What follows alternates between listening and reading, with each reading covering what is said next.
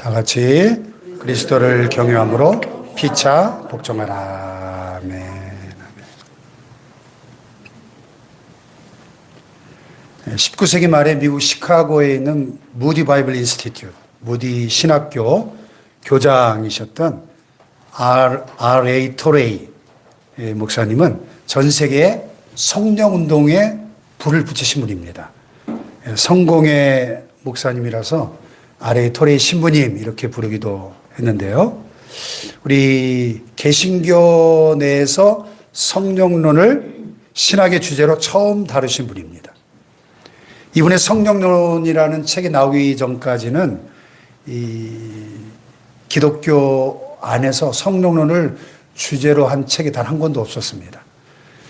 이 R.A. 토레이 목사님은 우리에게 친숙한 유명한 저 태백산의 예수원의 대천덕 신부님의 할아버지가 되시기도 합니다. 대천덕 신부 2002년도 우리 교회 개척되던 해 돌아가셨죠. 대천덕 신부님도 아주 성령론의 세계적인 대가이셨는데요. 그분의 할아버지예요. 이분이. 무디 목사님하고 같이 부흥운동을 하셨던 분입니다. 그래서 이분이 미국과 영국과 호주와 중국까지 막 뛰어다니면서 일으킨 그 성령 부흥운동의 영향력 아래서 1903년에 원산 대부흥운동이 일어났고요. 또 4년 뒤인 1907년에 그 유명한 평양 장대영교회 대부흥운동이 이분의 영향력 아래서 일어났어요. 참 대단한 분이시죠. 네. 1903년, 1907년 우리 나라가 참 암울한 시기 아니었습니까? 예. 일제강점기에 막 빨려 들어가던 그 절망적이고 참 희망이 보이지 않던 그 시기에 성령님이 우리 민족 가운데 친히 찾아오셔서 꿈과 희망을 주신 것입니다. 할렐루야.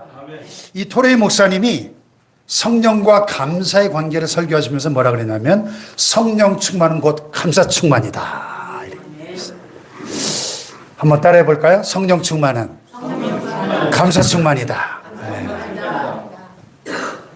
자, 하나님은 저와 여러분이 당신의 사랑하는 자녀들이 행복하기를 원하십니다. 그렇다면 그 행복이 어디에 있을까요? 흔히 사람들은 풍요로운 환경 속에 또 잔고가 넉넉한 은행 통장 속에 행복이 있다고 생각을 하죠. 그러나 행복은 우리 마음속에 있다고 성경은 말씀하십니다.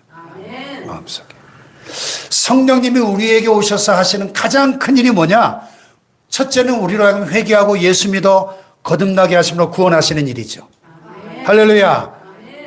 또 나아가서 우리의 마음을 완전히 새롭게 변화시키시는 일입니다.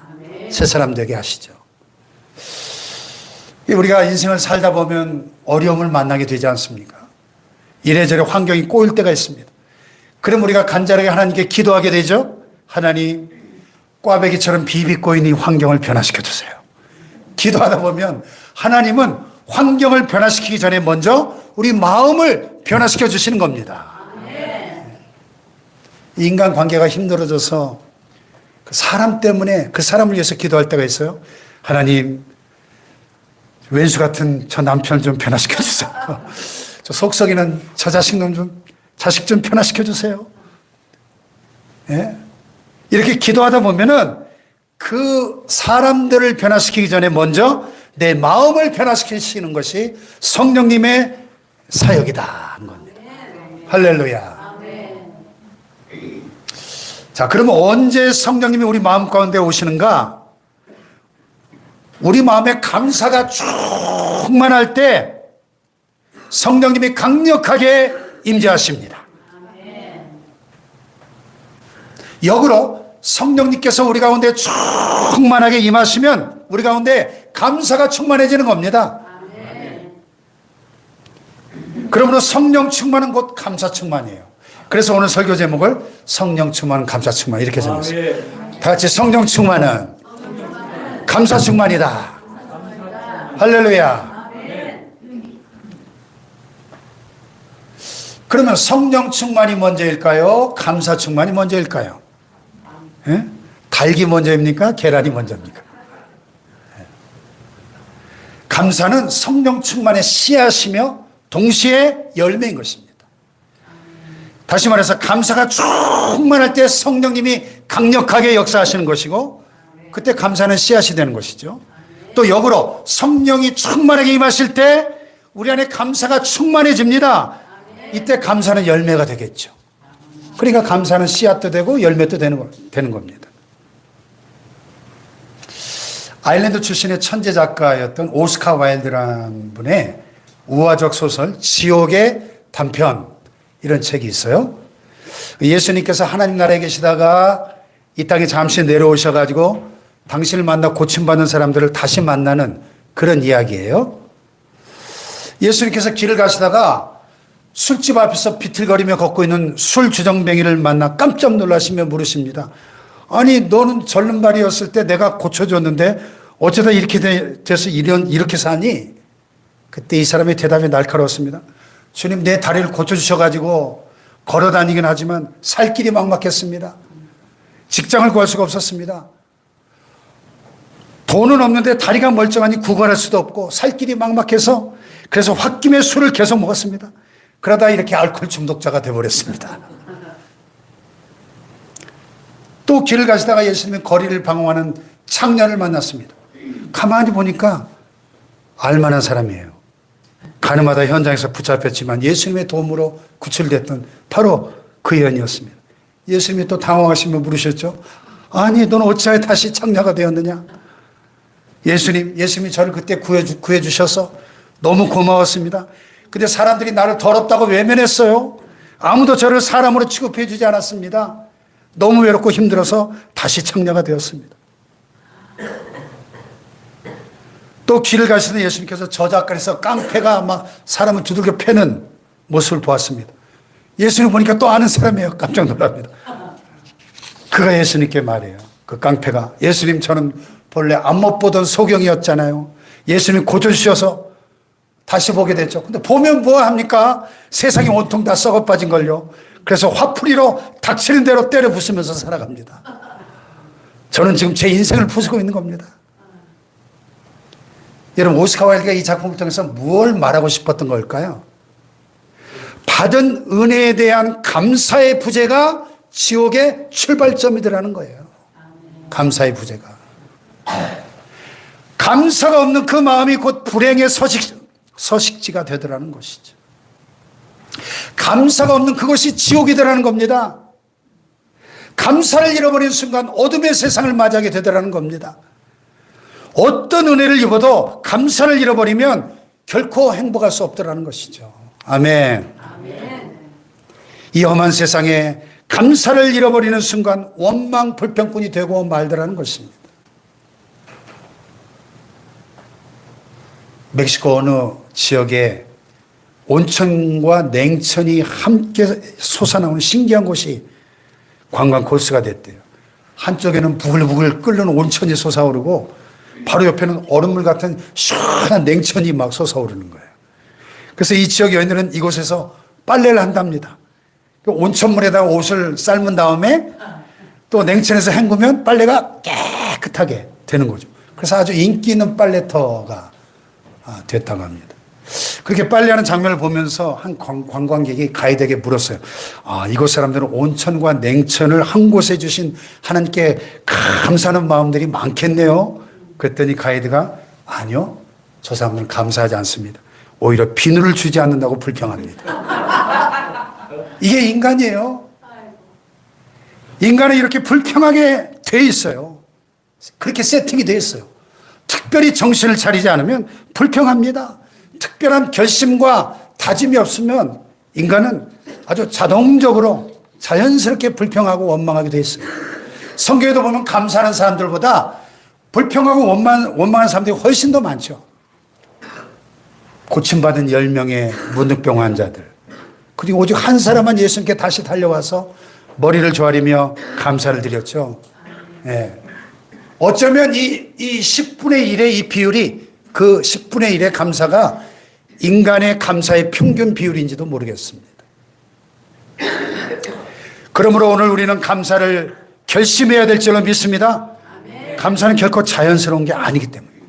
그래서 하나님께서는 감사를 명령하시잖아요. 범사에 감사하라고 명령하시잖아요. 왜? 그건 자연스럽게 감사되지 않기 때문에. 그러므로 우리 성도는 무슨 일이든지 감사하고 어떤 경우에도 감사할 수 있기를 축복합니다. 범사에 감사하는 성도는 행복의 주인공이 될 수밖에 없다 하는 것입니다. 아멘. 그래서 불평이 불행의 제조업이라고 한다면 감사는 행복의 진입로인 것입니다. 아멘. 감사는 그 마음에 천국의 향기가 담겨 있습니다. 감사는 그 마음에 행복이 깃듭니다. 할렐루야. 예, 감사는 은혜 받은 믿음의 사람들의 표징인 것입니다. 그러므로 하나님의 은혜를 잊지 않고 하나님을 의지하며 사는 그 인생은 행복할 수밖에 없는 것입니다. 감사는 그 마음에 하나님의 은혜가 임합니다. 은혜가 임하면 더 감사하면서 더 행복한 삶을 삽니다. 그래서 은혜, 감사, 행복, 이 선순환의 구조가 이루어지는 거예요. 다 같이 은혜, 감사, 행복, 이 선순환을 경험하며 사시기를 축복합니다. 그러나 그 반대로 일본의 유명한 신학자 우치무라 간조가 저주받은 심령이라는 설교에서 이렇게 말했어요. 하나님께서 인간을 저주하실 때 질병으로, 가난으로, 고통으로 저주하지 않는다. 그 마음에 감사를 빼앗는다. 감사를 잃어버리고 살아가는 게 심령의 저주다 그랬어요. 디모데후서 3장에 사도 바울이 이런 경고를 합니다.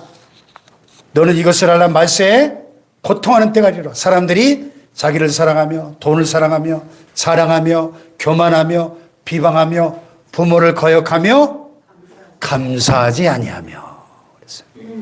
이 세상 마지막 종말의 때가 되면 사람들이 이런 아주 타락한 품성을 갖게 되는데 그 중에 하나가 마음속에 감사가 사라지게 될 것이다 하는 경고입니다. 자, 오늘 본문 말씀해 보니까 지혜가 무엇인가라는 주제로 시작을 하는데요. 그런즉 너희가 어떻게 행할지를 자세히 주의하여 지혜 없는 자 같이 하지 말고 오직 지혜 있는 자 같이 하여 그랬어요. 무엇이 지혜입니까? 다른 말로 하면 행복이 무엇입니까? 솔로몬이 일천문제를 들고 난 다음에 하나님께서 그의 꿈속에 나타나가지고 네 소원이 뭐냐 물으실 때 지혜를 구했죠. 하나님이 너무너무 기뻐하시면서 야, 네가 부귀영화도 장수공명도 구하지 않고 지혜를 구했으니 네가 구하지 않은 부귀와 영화도 내게 덤으로 보너스로 주리라 그랬어요. 아멘. 우리도 가끔 기도하다 보면 마음에 감동이 되죠. 하나님 지혜를 주세요. 솔로몬 같은 지혜를 주세요. 기도하죠. 그리고 작은 소리로 말하는데 하나님 근데 부귀영화도 주실 거죠? 젊은이들에게 어떤 배우자를 원하세요? 물으면 첫째 신앙이 좋아하죠. 신앙이. 그 뒤에 딱 깔려있는 게 있어요. 잘생긴 건 기본이고요. 학벌 좋고 집안 좋고 돈 잘 벌고 능력 있는 사람이면 더 좋죠. 그래서 성경은 말씀하는 거예요. 지혜 안에 모든 게 다 들어있다고. 지혜 안에. 근데 오늘 본문 말씀해 보니까 지혜가 뭐냐? 지혜가 한마디로 성령 충만한 것이 지혜다. 성령 충만이. 그리고 성령 충만이 뭐냐? 성령 충만은 곧 감사 충만이다. 다 같이 성령 충만은 감사 충만이다. 자, 오늘 본문을 다시 살펴보세요. 시작하는 15절, 16절. 다 시작. 그런즉 너희가 어떻게 행할지를 자세히 주의하여 지혜 없는 자 같이 하지 말고 오직 지혜 있는 자 같이 하여 세월을 아끼라. 때가 악하니라. 아멘. 하나님의 자녀들은 다 청지기예요. 청지기. 돈과 건강과 직분 그리고 시간의 청지기로 살아가는 것입니다. 아멘. 그렇다면 지혜로운 삶이 무엇일까? 하나님 내게 맡겨주신 것, 돈과 건강과 직분과 시간 등을 잘 관리하는 청지기의 삶을 살아가는 것이 지혜로운 삶입니다. 아멘. 특별히 오늘 본문에 보니까 시간을 잘 관리하는 거, 시간을. 세월을 아끼라, 때가 악하니라. 그랬어요. 그런데 이 뭔가 문맥의 앞뒤가 안 맞는 것 같잖아요? 세월을 아끼라. 그럼 보통 다음에 무슨 말이 나와야 이게 맞습니까? 세월을 아끼라. 세월은 화살같이 빠르게 날아가느니라. 내지는 세월은 흐르는 물과 같으니라. 세월은 유수 같은 것이니라. 그래야 더 딱 맞고 시적이지 않습니까? 근데 세월을 아끼라, 때가 악하니라. 이 모순된 것 같은 이 구절 속에 진리가 있다라는 거죠. 앞뒤 문맥이 안 맞는 것 같은 이 말씀 속에 참 교훈이 담겨 있다라는 것입니다. 세월을 아끼라, 때가 악하니라. 이 말씀은 세월이 빨리 지나가기 때문에 아끼라는 게 아니에요. 세월을 아끼라 할 때 이 아끼라는 단어가 원어에 보면 엑사고라조라는 동사인데요. 구속하다, 속량하다 하는 뜻입니다. 구속, 속량에 대해서 제가 지난주에 설교한 기억이 나는데요. 값을 치르고 자유롭게 하고 죄와 속박에서 벗어나게 하고 구원한다는 뜻이죠. 위험이나 공격에서 건져낸다. 세월을 아끼다. 이 말은 세월을 소중히 여기고 현명하게 사용하라는 것입니다. 세상이 너무 악해졌기 때문에 우리에게 하나님 맡겨주신 시간을 구원하라. 이 악한 세상 속에 살아가는 시간을 구속하라. 그런 뜻입니다. 다시 말해서 하나님의 뜻대로 살아가기 위해서 하루하루 영적인 전쟁을 치러야 한다. 그런 뜻입니다. 하나님은 내가 하나님 앞에 서는 그 순간에 우리에게 물으실 거예요. 너 인생을 어떻게 관리했어? 네 건강 어떻게 관리했어? 너의 시간, 은사, 물질 어떻게 관리했어? 하나하나 따져 물으시면서 회개하고 총 결산할 날이 올 것입니다. 반드시. 아멘.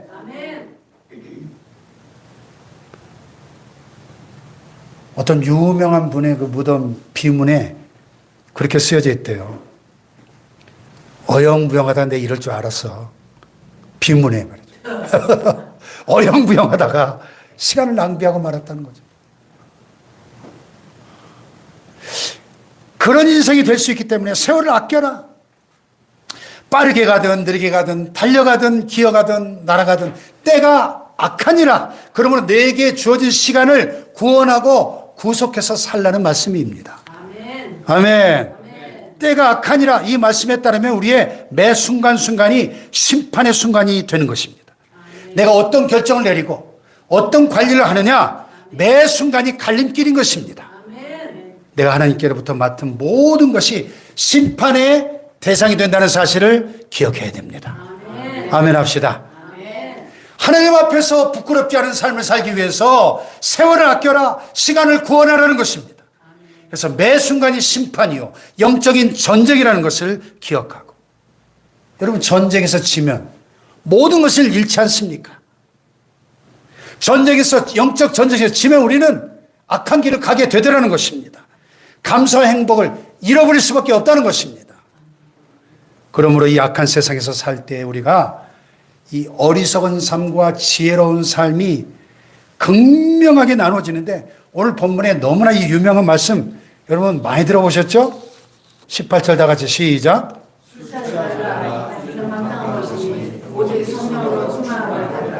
아멘.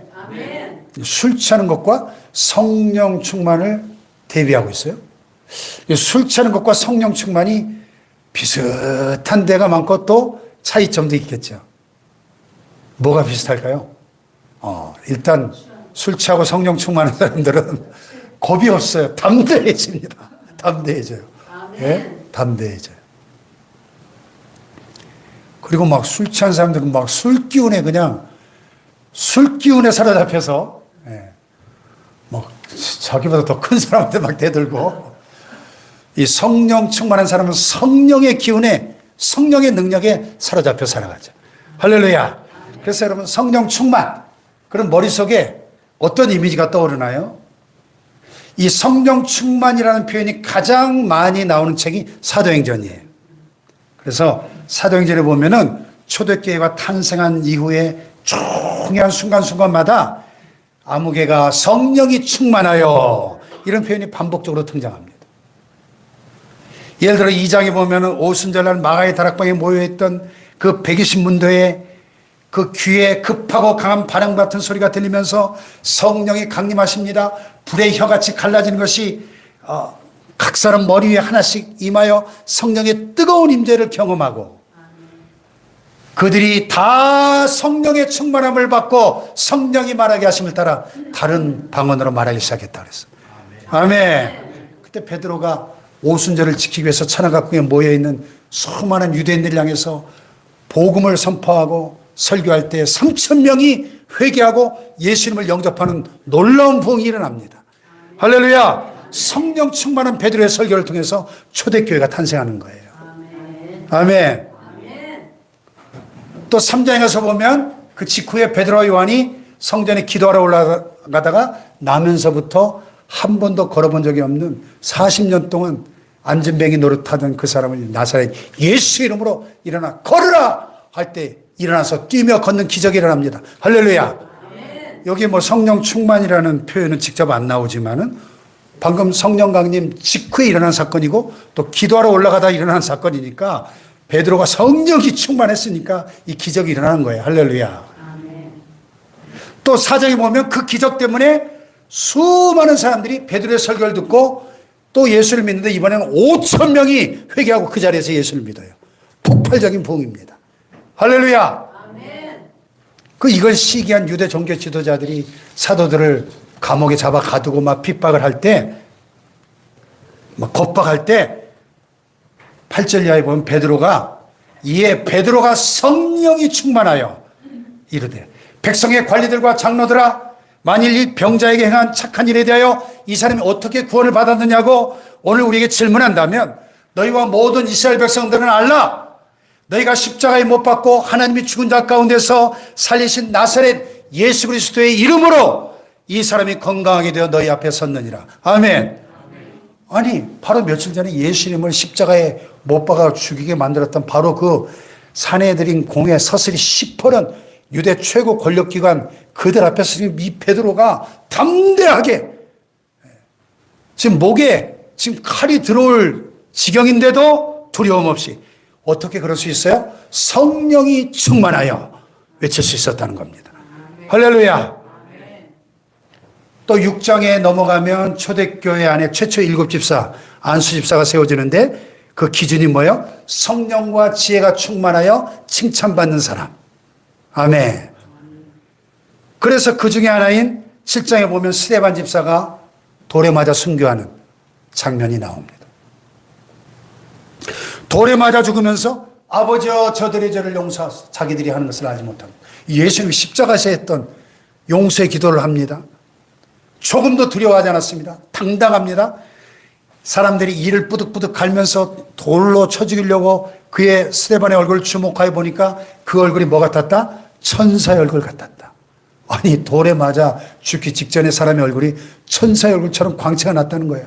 어떻게 그럴 수 있습니까? 성경은 말씀합니다. 스데반이 성령 충만하여 하늘을 우러러 주목하여 하나님의 영광과 및 예수께서 하나님 우편에 서신 것을 보고 그랬어요. 아멘. 자, 보세요. 아무개가 성령이 충만하여, 베드로가 성령이 충만하여, 스데반이 성령이 충만하여, 바울이 성령이 충만하여 사도행전의 키워드예요. 사도행전을 여는 열쇠인 것입니다. 그러니까 이 성령 충만과 감사 충만의 관계. 성령이 충만하니까 나를 향해서 막 이를 부드득 갈면서 돌을 집어 던져 죽이려고 하는 원수들도 용서할 수 있고 돌에 맞아 피 흘리며 죽어가는 순간에도 그 얼굴이 마치 천사의 얼굴처럼 광채가 빛나는 그런 모습으로 순교할 수 있다는 거예요. 아멘. 벌써 사무총회 회기상으로 2025년도 상반기 6개월이 다 지나가 버렸습니다. 벌써. 우리가 12월부터 이렇게 계산하니까요. 이제 한 달 후에 7월 첫째 주 우리가 모든 교회가 맥주 감사절로 지키죠. 맥주 감사절은 밀이나 보리를 수확한 후에 첫 열매를 하나님께 드리며 감사하던 절기였기 때문에 맥주절 이렇게 불렀고 또 6월절이 7주가 지난 이후에 50일째 되는 날 지켰기 때문에 77절 또는 오순절 이렇게도 불렀어요. 근데 오순절은 아까 말씀드린 것처럼 성령께서 최초로 강림하신 날이잖아요. 그러니까 이 맥주 감사절은 곧 성령절이고 성령 받는 날입니다. 성령 충만한 날입니다. 그래서 감사가 충만해지는 날입니다. 감사절은 성령절입니다. 감사가 충만할 때 성령이 충만한 것입니다. 성령 충만한 자만이 감사가 충만할 수 있습니다. 그래서 성령 충만은 곧 감사 충만이에요. 다 같이 성령 충만은 감사 충만이다. 왜 하나님께서는 오늘 저와 여러분에게 성령으로 충만하라 말씀하실까요? 성령 충만하지 않고서는 이 험악한 세상에서 감사하며 살 수가 없더라는 겁니다. 또 감사하지 못하면 결코 행복한 삶을 살 수 없더라는 거예요. 아멘. 세월을 아껴라. 때가 악하니라. 여러분, 이 시대가 얼마나 악해졌습니까? 요즘 10대 청소년 아이들에게 야, 술 먹지 마라, 담배 피지 말라. 이건 옛날 얘기래요. 야, 마약하지 마라. 그래야 되고요. 공부할 때 연애하지 말아라가 아니고 야, 요즘은요, 동성애하지 말아라. 그래야 된답니다. 이 시대가 10배나 100배나 악해졌어요. 그래서 성령 충만해야 한다는 거예요. 성령이 우리와 함께 하셔야 된다는 겁니다. 그래야만 우리 속에 감사가 가득하고 행복이 가득한 삶을 살 수 있다는 것이죠. 할렐루야. 또다시 한 해의 절반을 마감하게 되는 이 시점에 이르러서 오늘 우리가 다가오는 이 맥주감사절 예배를 준비하면서요, 지난 상반기 6개월 동안에도 내 노력과 내 재주로 산 것이 아니고 오직 하나님의 은혜였음을 고백하게 됩니다. 할렐루야. 그래서 잠시 잃어버렸던 감사를 다시 회복하고 고백하는 기회가 되시기를 축복합니다. 잘된 것도 하나님의 은혜예요. 또 힘든 순간도 나를 다시 성령 충만으로 인도하시기 위한 하나님의 사랑인 줄로 믿습니다. 성령 충만한 자만이 행복이 충만하고 감사가 충만할 수 있다는 겁니다. 할렐루야. 결론적으로 오늘 본문 19절로 21절을 보면은 이 성령 충만이 우리의 신앙과 성품에 어떤 관계가 있는지를 말씀하고 있어요. 19절은 찬송 생활과 성령 충만의 관계입니다. 19절 보세요. 시작. 시와 찬송과 신령한 노래들로 서로 화답하며 너희 마음으로 주께 노래하며 찬송하며. 또 20절을 보면은 감사 생활과 성령 충만의 관계입니다. 20절 시작. 범사에 우리 주 예수 그리스도의 이름으로 항상 아버지 하나님께 감사하며. 그리고 마지막 21절은 복종과 성령 충만의 관계. 서로 복종하라는 말씀과 성령 충만의 관계. 즉, 내 곁에 있는 사람들을 소중히 여기고 서로가 서로를 소중히 여길 줄 아는 피차 복종과 성령 충만의 관계예요. 21절 시작. 그리스도를 경외함으로 피차 복종하라.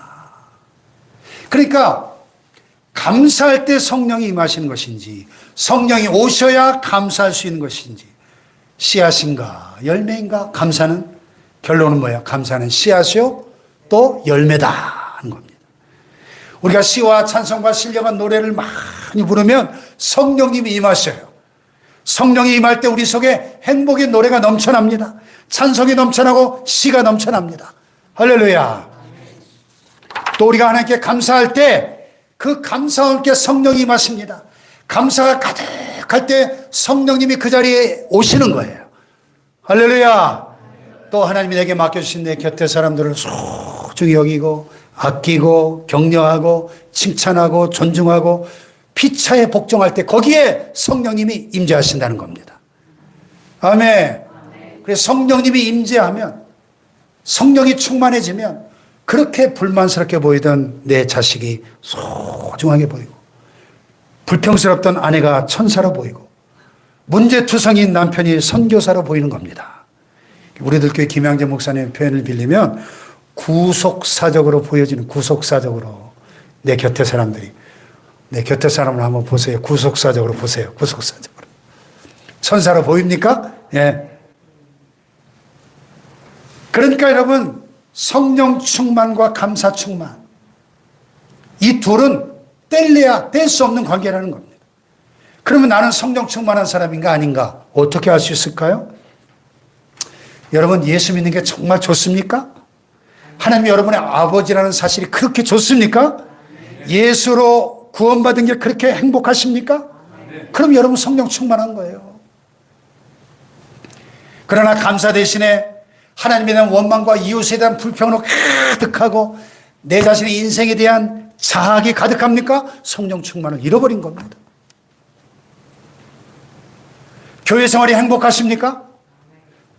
축복교회를 내 교회를 주신 하나님께 감사가 넘칩니까? 예배 시간마다 은혜를 받습니까? 섬기는 것이 행복합니까?